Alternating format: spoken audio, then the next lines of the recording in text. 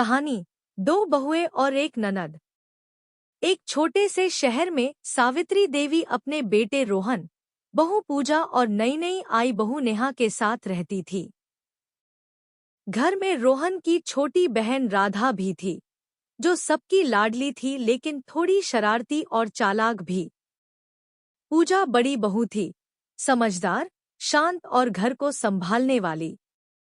नेहा नई बहू थी, खुशमिजाज, लेकिन अभी घर के तौर तरीकों को सीख रही थी। शुरू शुरू में सब ठीक था, लेकिन राधा को दोनों बहुओं के बीच थोड़ा मजा लेने की आदत थी। वह कभी पूजा से कहती, भाभी, नेहा कह रही थी कि आप सारा काम खुद ही करती है, ताकि उसे मौका न मिले। और फिर नेहा से कहती, दीदी, पूजा बोल रही थी कि तुम अभी काम में कमजोर हो, इसलिए तुम्हें सिखाना पड़ेगा। धीरे धीरे दोनों बहुओं के मन में गलतफहमियां बढ़ने लगी।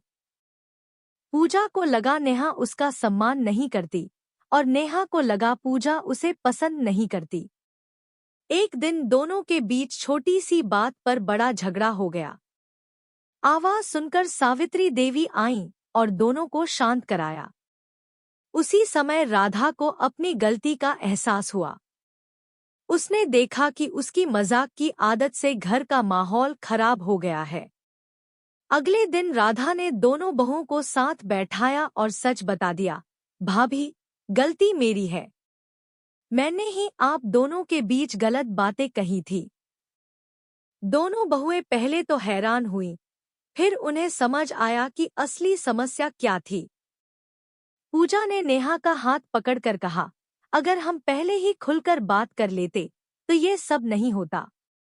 नेहा मुस्कुराई, अब से हम किसी की बातों में नहीं आएंगे, सीधे एक दूसरे से बात करेंगे। राधा ने भी वादा किया कि अब वो कभी ऐसी शरारत नहीं करेगी। उस दिन के बाद तीनों के रिश्ते और मजबूत हो गए। घर में हंसी खुशी लौट आई और सावित्री देवी भी खुश हो गईं। सीख, रिश्तों में सबसे जरूरी है भरोसा और खुलकर बातचीत।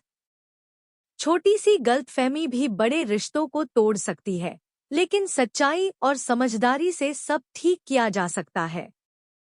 Please like, subscribe and share my channel for more amazing content.